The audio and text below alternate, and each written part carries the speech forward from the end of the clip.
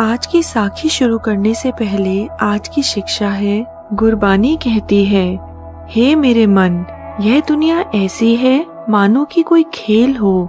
हे मेरे भाई, संसार नश्वर है और एक दिन क्षण में नाश हो जाएगा, परंतु खोटी बुद्धि वाला व्यक्ति यानी बुरे दिमाग वाला व्यक्ति परमात्मा का नाम नहीं लेता, उसका नाम नहीं सिमरता।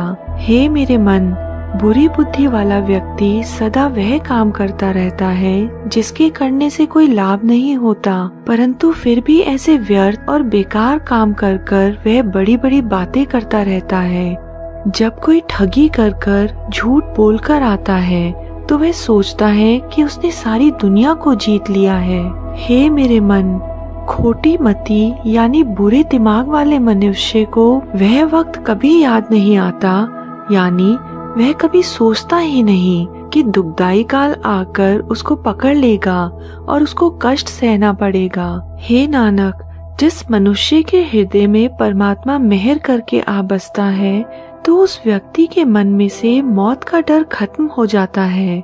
श्री गुरु ग्रंथ साहिब की इस कुर्बानी से हमें यह शिक्षा मिलती है कि हमें बुरे कर्म त्याग कर अच्छे कर्म करने चाहिए।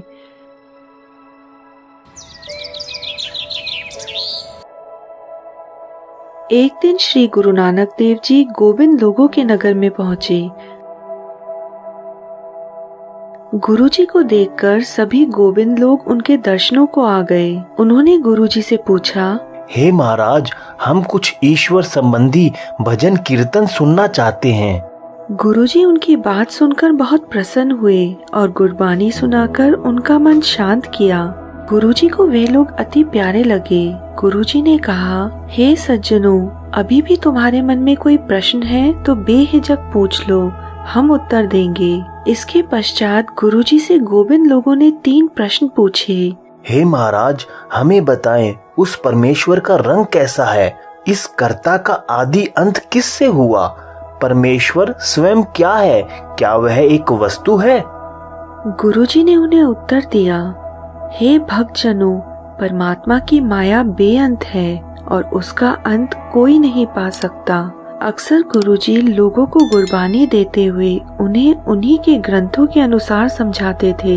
गोविंद लोगों को उन्हीं के धर्म के अनुसार समझाते हुए गुरुजी बोले, हे भक्तों, वेद कहते हैं, अनंत वर्ष गुजर जाने के पश्चात ब्रह्मा जी का एक दिन व्यतीत होता है, यानी पूरा होता है। विष्णु जी की समस्त आयु का शिवजी जी का एक दिन होता है। इस प्रकार कई 100 वर्ष शिवजी जी का एक दिन होता है। इसलिए माया का कोई अंत नहीं पा सकता। जिस परमात्मा की माया का कोई अंत नहीं है तो उस माया के स्वामी के लिए कौन कुछ कह सुन सकता है। इसके पश्चात गुरुजी ने एक शब्द कहा जो श्री गुरु ग्रंथ साहिब में दर्ज है और उस शब्द का अर्थ है, हे भाई, पुराणों में कथा आती है कि जिस ब्रह्मा जी के रचे हुए वेद पंडित लोग अपने मुंह से मीठे स्वर में रोज पढ़ते हैं, वह ब्रह्मा जी विष्णु जी की नाभि से उगे हुए कमल की नाली से पैदा हुए।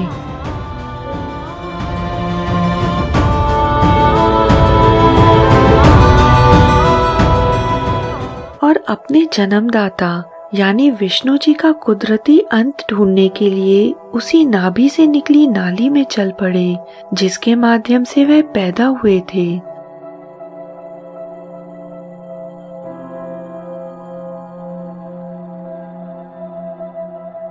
उस नाली में ब्रह्मा जी ने अपने जन्मदाता विष्णु जी की माया का अंत ढूंढना चाहा और अंधेरे में कई युगों तक विष्णु जी की माया का अंत ढूंढने के पश्चात भी उनको विष्णु जी की माया का अंत नहीं पता चल पाया। वह प्रभु इतना बड़ा है कि सूरज और चंद्रमा उसके त्रिलोक में मानो छोटे छोटे दीपक ही हैं। सारे जगत में उसी की ज्योति फैली हुई है। जो मनुष्य गुरु की बताई राह पर चलते हैं उन्हें प्रभु दिन रात मिलते हैं और वह मनुष्य पवित्र जीवन वाला हो जाता है। परंतु जो मनुष्य गुरु के पीछे ना चलकर अपने मन के पीछे चलते हैं, उनकी जिंदगी की रात अज्ञानता के अंधेरे में बीतती है। बड़े बड़े योगी कठोर समाधि लगाते हैं और वह मन को जीतने का प्रयत्न करते हैं, परंतु वह अपने अंदर जो ज्योत है उसे कठोर समाधि लगाने के पश्चात भी जान नहीं पाते, उसे देख नहीं पाते। परंतु जो मनुष्य गुरु को साथ रखते हैं, उसके कहे अनुसार चलते हैं, उनका मन वाला झगड़ा प्रभु समाप्त कर देते हैं। यानी वह लोग मन के पीछे नहीं भागते।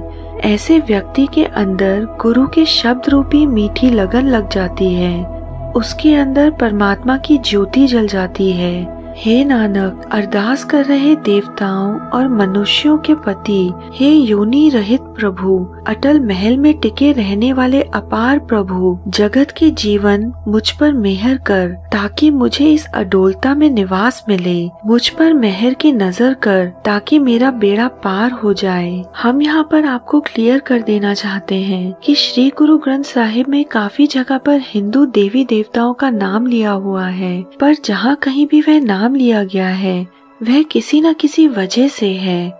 जैसे कि जो किस्सा हमने आपको इस साखी के माध्यम से बताया, वह किस्सा श्री गुरु नानक देव जी ने गोविंद लोगों को यह समझाने के लिए बताया था कि तुम्हारे ग्रंथों के अनुसार जब भगवान ब्रह्मा जी भी अपने जन्मदाता भगवान विष्णु की माया का अंत नहीं ढूंढ पाए, तो आप समझ सकते हैं एक ओंकार का अंत कोई कैसे ढूंढ सकता है, और उसकी माया अनंत है।